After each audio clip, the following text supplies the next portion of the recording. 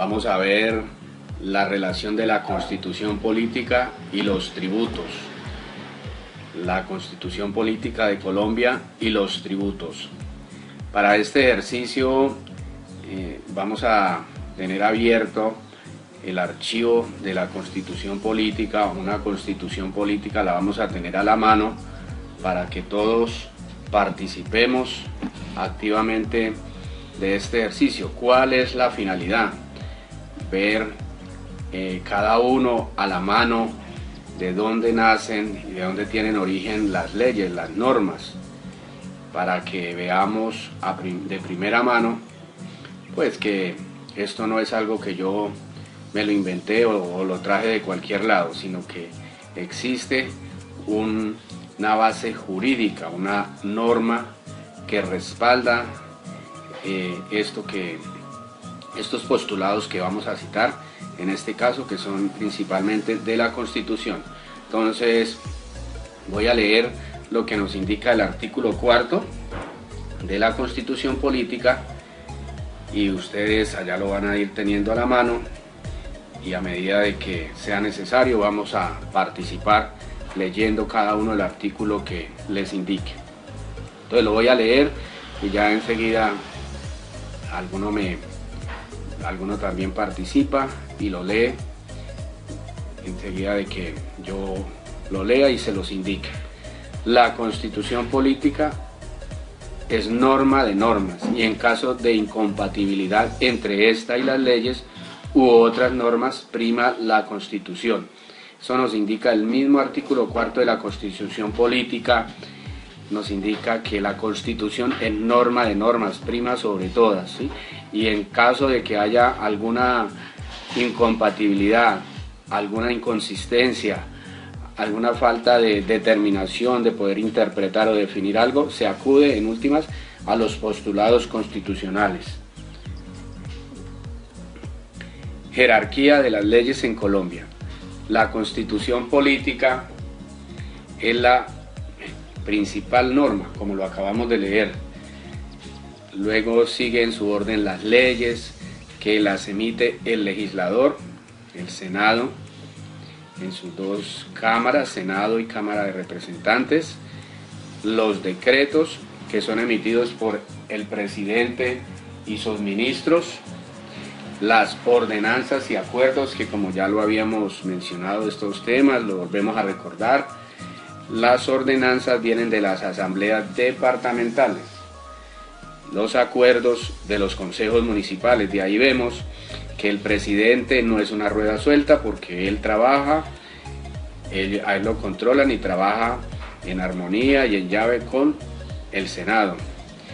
El gobernador con los diputados y el alcalde con los consejos municipales, o sea, por eso ellos no pueden en sí hacer lo que quieren. Y el desconocimiento de la gente es cuando ellos salen a las campañas políticas y ellos dicen y dicen y dicen, pero a la hora de que van a aplicar muchas cosas se ven que no lo pueden hacer porque ellos tienen que tener un permiso, un acuerdo con su respectivo ente de control, que es el Senado o que es la Asamblea o que es el Consejo. Ellos aprueban muchas de sus decisiones y de su actuar administrativo.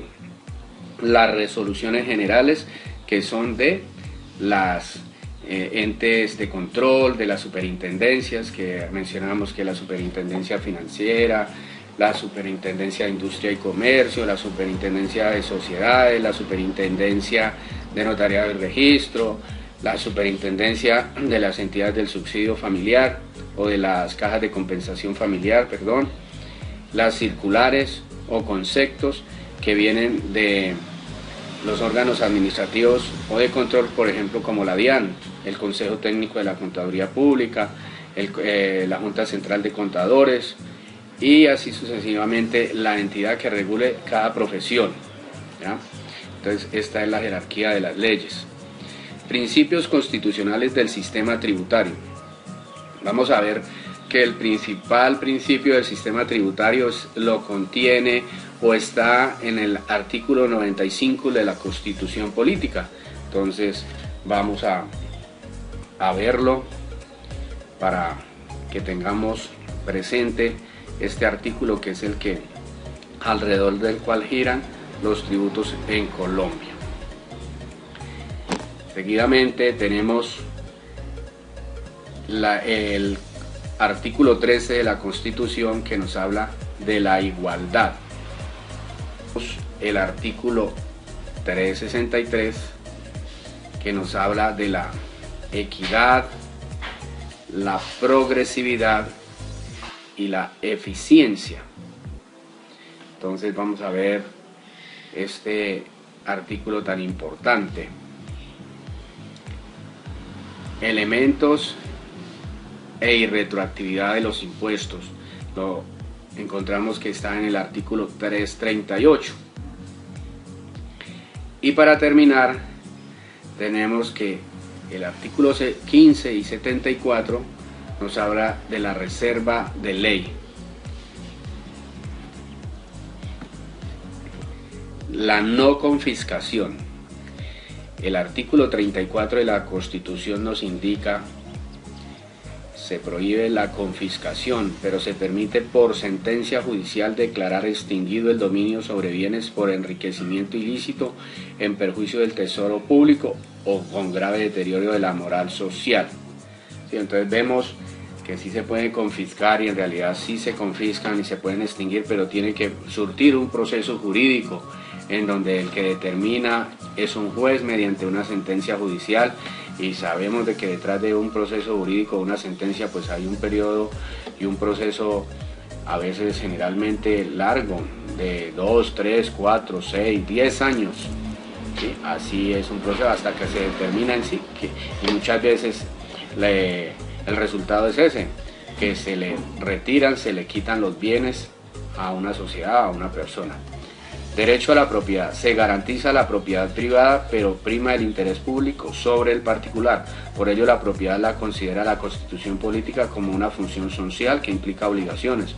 O sea, no es nomás que tengo y esto es mío y de mala, no, eso implica obligaciones sociales, generalmente, en especial para las empresas. La empresa, por eso vemos que una empresa es muy fácil abrirla, pero cerrarla, liquidarla, tiene un proceso complejo, que hay que entrar a justificar y demostrar por qué razones se cierra. Eso tiene su proceso. Y en cuanto a interés público, también tenemos que el subsuelo es del Estado. Por eso vemos que hoy día, por donde quieran echar una calle, una avenida, una carretera, una autopista, lo hacen. No, bueno, no en sí por donde quieran, pero por donde se necesite y determine el beneficio de los planos. Entonces el Estado entra a hablar primeramente con los dueños, pero si no se llega a un acuerdo, pues tiene la potestad de expropiar, ¿sí? O de darle en sí, pues no expropiar, sino darle económicamente por lo que la propiedad está avaluada en el catastro, en el registro catastral. Definición fundamental. Vemos que el artículo 1 de la Constitución Política nos dice que Colombia es un Estado social de derecho. Entonces, les voy a invitar a que leamos este postulado tan importante del artículo 1 de la Constitución Política. Fines del Estado en la Constitución. El artículo 2 de la Constitución nos dice que son fines esenciales del Estado: servir a la comunidad, promover a la propiedad general, garantizar los principios, derechos y deberes consagrados en la Constitución. Las autoridades están instituidas para proteger a los residentes en su vida, honra y bienes. Principios constitucionales, algunos principios, vamos a ver unos principios relacionados con la empresa. Pues vamos a leer el artículo 333.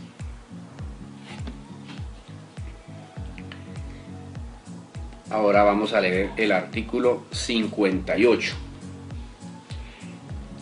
Ahora algunos principios relacionados con las personas. Vemos uno de los principales, el artículo 25, dice: el trabajo es un derecho y una obligación social. El trabajo goza de la especial protección del Estado.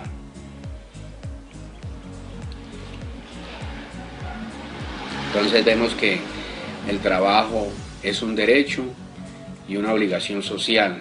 está protegido, todos tenemos derecho a trabajar, a tener un trabajo, a que se nos permita trabajar y a poder hacerlo. El artículo 38, vamos a leer ahora el artículo 38. El artículo 48 dice: se garantiza la seguridad social, lo que hoy vemos como el sistema general de salud, de pensiones, de riesgos laborales. Y el 49 que también nos indica que se garantiza el acceso a los servicios de salud. Ahora vemos algunos medios económicos para los fines constitucionales. Entonces el artículo 334 nos indica: la Dirección General de la Economía está a cargo del Estado, que el Estado, pues el principal líder o cabeza de un Estado es su presidente, en el caso de las naciones como la nuestra, que son una democracia. Dice el artículo 345: en tiempos de paz no se podrá recibir contribución o impuesto que figure en el presupuesto de rentas. No puede hacerse gasto público que no haya sido decretado por el Congreso, Asamblea o Consejos. ¿Sí? Entonces todos los gastos y los ingresos que se generen deben de haber sido definidos en un presupuesto y respaldado por normas que han sido emitidas por el Congreso, la Asamblea o los Consejos. Vamos a ver el artículo 83. Ahora, el artículo 6 nos dice: los particulares solo son responsables ante las autoridades por infringir la Constitución y las leyes. Los servidores públicos por la misma causa o por omisión o extralimitación de sus funciones. Entonces, los servidores públicos, ellos están en el deber de cumplir sus deberes y atender a nosotros los ciudadanos. Y así también como la ciudadanía en general nos indica que todos somos responsables ante las autoridades por infringir la Constitución y las leyes.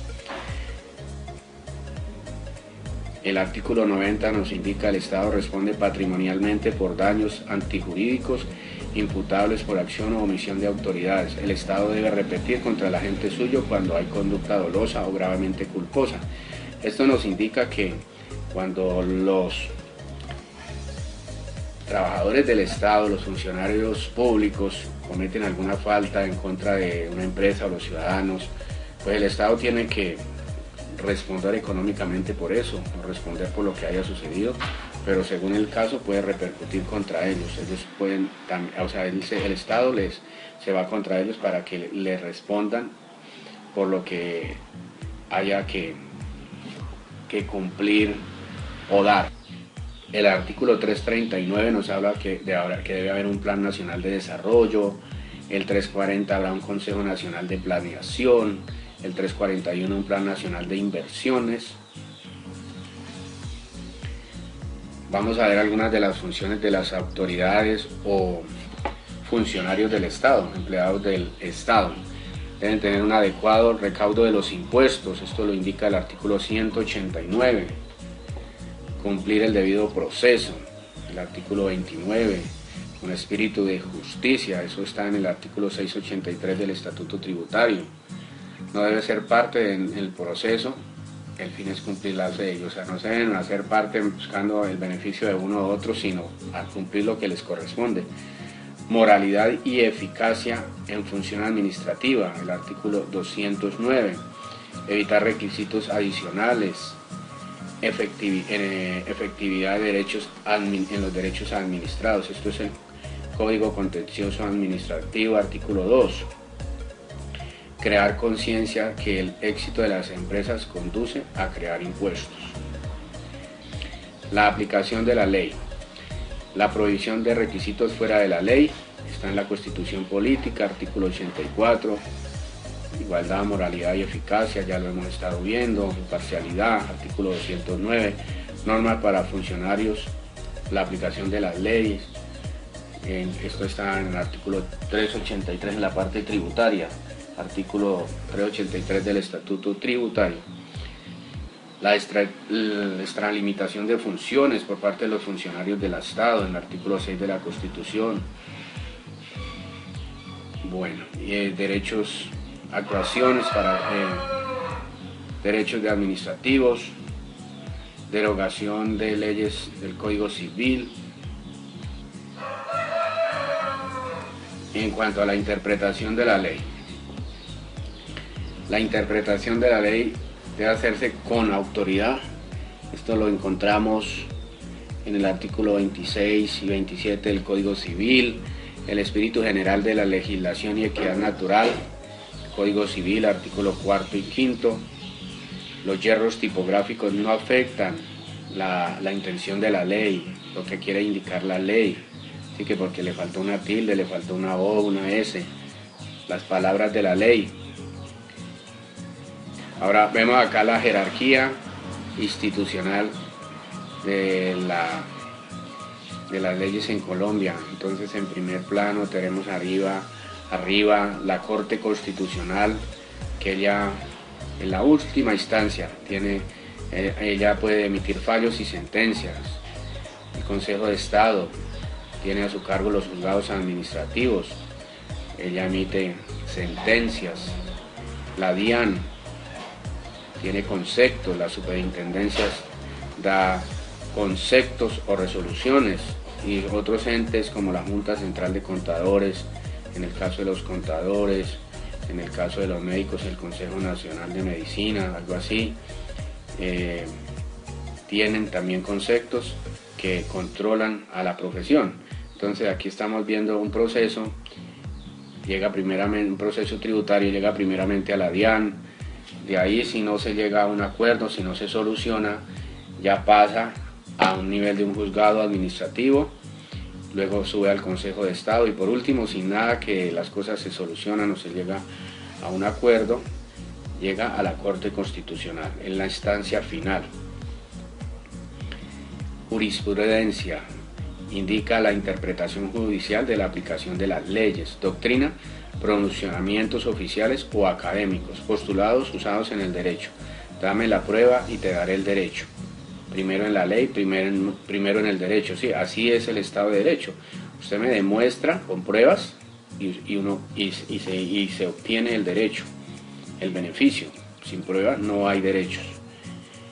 Primero en la ley, primero en el derecho. ¿Sí? El que tenga pronunciamientos adecuados, pues el que cumpla los postulados de ley de forma adecuada, pues tiene primero en los derechos.